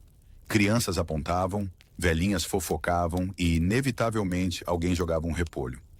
O objetivo não era arrependimento, era humilhação com ritmo. Algumas cidades faziam o casal infiel se apresentar junto, como num reality show forçado, a valsa da traição. Enquanto isso, o tamborileiro mantinha o ritmo com orgulho, talvez sonhando com uma promoção a carrasco oficial da cidade, porque naquela época, talento musical realmente abria portas. No grande tribunal da lógica medieval, quem precisa de provas quando se tem suspeita? Bem-vindo à era amiga da tortura, onde se alguém te olhasse torto, já podia acabar em um grampo de ferro. Os interrogatórios pareciam mais programas de auditório. Ele confessa antes ou depois de esmagarmos os polegares. Ferramentas populares incluíam a bota de ferro para esmagar pés, arrancadores de seios, autoexplicativo e horrível, e, claro, pregos sob as unhas. A verdade era opcional, a confissão obrigatória. E se a vítima não falasse sem problemas, era só aumentar o nível de dor. Não era sobre justiça, era sobre espetáculo com gritos bônus. O tribunal era basicamente uma masmorra com papelada legal e o juiz. Normalmente o cara com a melhor cara de pôquer e o maior martelo. Na Idade Média, chorar durante o castigo não era sinal de arrependimento. Era considerado falta de educação. Sim, se você ousasse soluçar enquanto era publicamente chicoteado, queimado ou pregado, as autoridades poderiam interpretar isso como comportamento ingrato. Aparentemente, criminosos de verdade deviam sofrer em silêncio, como convidados educados engasgando com vinho envenenado. Algumas cidades até penduravam placas: proibido chorar, gemer ou implorar. Infratores serão punidos mais. Imagine o pobre coitado sendo açoitado, tentando segurar as lágrimas enquanto os aldeões torcem e galinhas bicam seus dedos. Escapou um soluço. Pá mais chibatadas. A justiça não era cega, só não gostava de barulho. Na justiça medieval, nem mesmo os objetos estavam a salvo de punição. Se o forno de um padeiro produzia pão muito pequeno ou leve demais, o forno inteiro podia ser destruído publicamente como cúmplice de fraude. Imagine uma multidão aplaudindo enquanto autoridades da cidade quebram o forno de tijolos com marretas, enquanto o padeiro chora ao lado. Às vezes faziam até um julgamento de mentira. Para o forno, este forno conspirou para enganar o povo. Veredito: culpado, sentença, demolição total. O padeiro geralmente escapava com uma multa ou humilhação pública. Mas o pobre forno, sem direito à apelação, liberdade condicional ou advogado. A lei medieval realmente acreditava: se você não pode assustar as pessoas, assuste os eletrodomésticos delas. E assim encerramos este capítulo da Justiça Medieval. Um desfile de punições banhadas em sangue, ferro e humilhação pública. Não se tratava de reforma ou justiça, tratava-se de medo. O medo de ter sua mão cortada por roubar pão. O medo de ser assado vivo apenas por pensar diferente. O medo de ser acorrentado a uma pedra enquanto desconhecidos jogavam restos do café da manhã em você. A justiça era um espetáculo, e os cidadãos, uma plateia entusiasmada, mastigando maçãs enquanto ossos eram esmagados numa roda. Em uma época em que o silêncio era suspeito e até fornos podiam ser punidos, o único crime real era ser pego. Durma bem, caro espectador, e que seu pão nunca esteja abaixo do peso. Bem-vindo ao ato final deste circo jurídico medieval. Vamos respirar fundo e revisitar a jornada surreal que acabamos de sobreviver. Animais levados a julgamento, vassouras queimadas por feitiçaria, pessoas punidas por usar o tecido errado, ou pior, por tomar banho demais. Um mundo onde sabão era suspeito e silêncio era incriminador. Viajamos por masmorras da insanidade, cruzamos fossos de loucura e passamos por leis tão ridículas que fazem a burocracia moderna parecer uma utopia. Mas olha, se você chegou até aqui sem ser preso por espirrar durante uma procissão sagrada, parabéns, você é mais durão do que metade dos aldeões da época. Depois de todas as leis bizarras que vimos, punições por sapos de estimação, proibição de sabão e decretos anti-vassouras, uma pergunta ecoa pela história como uma dobradiça de porta medieval rangendo. Por quê? Por que as pessoas criaram regras tão ridículas? Era medo? Superstição? Nobres sedentos por poder precisando de um passatempo? Ou talvez, só talvez, porque os humanos às vezes são alérgicos à lógica. Imagine um conselho de homens de túnica debatendo por horas se ser canhoto é sinal de bruxaria, enquanto ignoram completamente a fome lá fora. Não era só sobre justiça, era sobre controle, espetáculo e às vezes pura besteira vestida em pergaminho oficial. O mais assustador, eles achavam que tudo fazia sentido. Você começa a se perguntar: como essas leis absurdas sobreviveram por séculos? Simples. Quem fazia as leis era o único que conseguia lê-las. Num mundo onde a alfabetização era um luxo e conhecimento jurídico era mais enigmático que a alquimia, o povo comum não tinha chance. Nobres e clérigos envoltos em veludo e privilégios governavam por trás de pergaminhos manchados de tinta, enquanto camponeses mal sabiam escrever o próprio nome. Isso se tivessem um. Questionar uma lei era como debater gravidade com uma bigorna caindo. Então a besteira prosperava. Se a lei dizia que sua vaca devia impostos, você pagava. Se seu espirro ofendesse um bispo, você se arrependia. Bem-vindo à tirania silenciosa da ignorância. Sabe o que é engraçado? Quanto mais tempo algo absurdo existe, mais normal começa a aparecer. Veja a lei medieval que proibia mulheres de comer comida apimentada, porque aparentemente inflamava as paixões. Ridículo hoje, mas durou gerações. Por quê? Porque uma vez que uma regra é escrita, as pessoas começam a aceitá-la. Depois a impõem. E depois punem quem não a segue. Antes que você perceba, o absurdo vira tradição. É a versão medieval do sempre foi assim. Então, sim, uma lei pode ser uma bobagem e ainda assim se tornar um padrão de ouro. Prova de que tudo o que é preciso é tempo, repetição e uma sociedade cansada ou com medo demais para questionar. Aqui vai uma curiosidade. Algumas dessas leis medievais não morreram exatamente. Elas apenas colocaram roupas modernas e ganharam um novo nome. Pegue os regulamentos de vestuário, por exemplo. Naquela época, camponeses não podiam usar seda, porque tecido brilhante supostamente lhes dava delírios de grandeza. Hoje, tente entrar num clube de luxo de chinelos e veja o segurança aplicar a versão moderna da regra. Licenças ocupacionais? Antes você precisava de permissão real para assar pão. Agora, precisa de 10 licenças, uma verificação de antecedentes e talvez uma amostra de sangue só para abrir uma barraca de tacos. E nem vamos falar das leis de gênero, ainda vivas, só com roupa nova. Aparentemente, a besteira tem longa validade se tiver um carimbo legal. Gostamos de pensar que evoluímos, que deixamos para trás os dias em que julgávamos bruxas por suas habilidades de natação ou condenávamos porcos à morte. Mas dê uma espiada nos tribunais ou debates políticos de hoje e talvez veja algumas sombras medievais dançando moonwalk. Leis que proíbem dançar em cidades pequenas? Confere. Exigências bizarras de licenças para bancas de limonada? Ainda existem. E nem vamos começar com o juridiquês que faz ler um contrato parecer um feitiço. Sim, trocamos tochas por tablets com touchscreen, mas às vezes a lógica não recebeu a atualização. Historiadores do futuro podem olhar para nossas leis e se perguntar: eles puniam pessoas por alimentar os sem-teto? Sim, então antes de rirmos demais do passado, respire fundo e esconda o hoverboard. Algumas das comédias mais trágicas da história não aconteceram no teatro, mas nos tribunais. Imagine ser acusado de bruxaria porque a vaca do vizinho tropeçou, e o juiz levar isso a sério, ou ser torturado até confessar que falou com o diabo só porque sabia latim. Isso não era conto de fada sombrio, era real. A justiça medieval frequentemente ignorava provas, lógica e até o bom senso. Muitos foram condenados com base em fofocas, sonhos ou no formato de uma marca de nascença.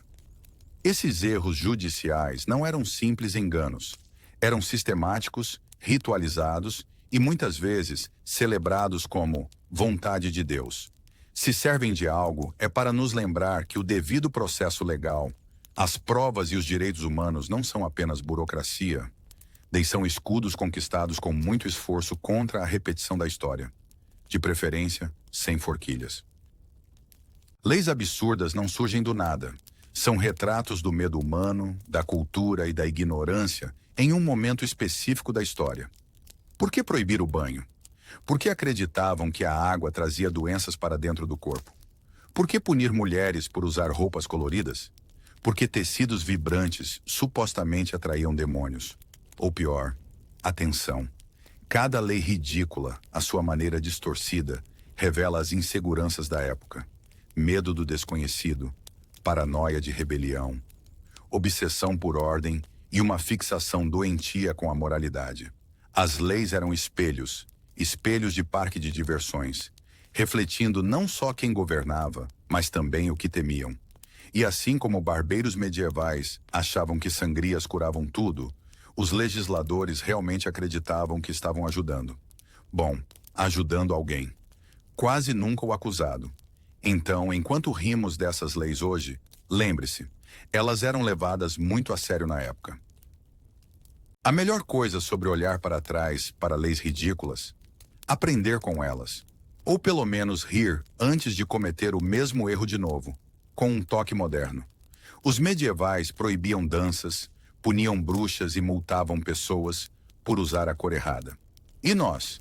Multamos quem estaciona 1 centímetro fora da linha, ou banimos livros porque alguém, em algum lugar, se ofendeu. Progresso? Talvez. Mas a história é como um tutor sarcástico. Mostra o quão idiotas fomos.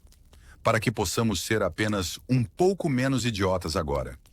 Se uma sociedade nunca reflete sobre suas antigas bobagens, corre o risco de criar novas, com gramática melhor. Então, vamos olhar para os absurdos do passado, não só com escárnio, mas como um guia, para que da próxima vez que fizermos besteira, pelo menos seja original. A história da lei não é apenas uma linha do tempo empoeirada de regras. É uma montanha-russa acidentada que vai da escuridão absoluta ao senso comum tenuemente iluminado. Para cada lei ridícula que condenou um porco à morte ou proibiu alho às terças-feiras, a humanidade aprendeu uma lição, geralmente da pior maneira. Esses absurdos que hoje nos fazem rir já foram levados a sério, às vezes mortalmente. Mas cada veredito absurdo, cada julgamento supersticioso, cada lei esculpida no medo ou na ignorância, nos empurrou um pouco adiante, como se escorregássemos em cascas de banana rumo à iluminação. Doloroso, com certeza, necessário, também. O progresso nem sempre veste uma toga de sabedoria. Às vezes tropeça de sapatos de palhaço. Assim, a história da justiça humana é escrita não só com declarações nobres, mas também com erros hilariantemente horríveis. Porque, ao que parece, o caminho para a justiça passa por um campo minado de "você só pode estar brincando". Agora que atravessamos o pântano das leis medievais ridículas, de porcos punidos a banhos longos proibidos, vamos lançar um olhar sobre os dias atuais. Achamos que estamos a salvo agora? Pense de novo. Algumas leis modernas ainda soam como se tivessem sido escritas depois de uma noitada especialmente longa na taverna. Na Dinamarca, é ilegal ligar o carro se alguém estiver embaixo. Valeu, capitão óbvio. Na Flórida, mulheres solteiras não podem saltar de paraquedas aos domingos. E nem vamos começar com as regras de travessia de patos na Suíça. Então, antes de zombarmos demais dos nossos ancestrais medievais, talvez devêssemos dar uma espiada no nosso próprio livro de leis. Já encontrou alguma lei que te fez dizer: "Espera aí, o quê?" Compartilhe nos comentários. Precisamos de material novo para a continuação. Porque se a história nos ensinou algo, é o seguinte: a absurdidade é eterna e a estupidez estranhamente persistente. E aqui estamos nós, no fim da nossa jornada hilária e horripilante pelo mundo maluco das leis medievais. De bruxas julgadas pela água a vassouras responsabilizadas, vimos uma justiça que nos fez rir, chorar e revisar nosso próprio código legal. Se você chegou até aqui, parabéns. Está legalmente qualificado para revirar os olhos diante da insanidade da história. Mas não feche o pergaminho ainda. Há mais contos de loucura, caos e legislações absurdas escondidos nos arquivos. Então curta, compartilhe e se inscreva para nos acompanhar na próxima aventura pelos cantos mais estranhos da história humana. Afinal, se não rirmos do passado, ele pode voltar usando uma peruca empolada e nos sentenciar a esfregar a masmorra. Com um ganso. Às quintas. Só às quintas.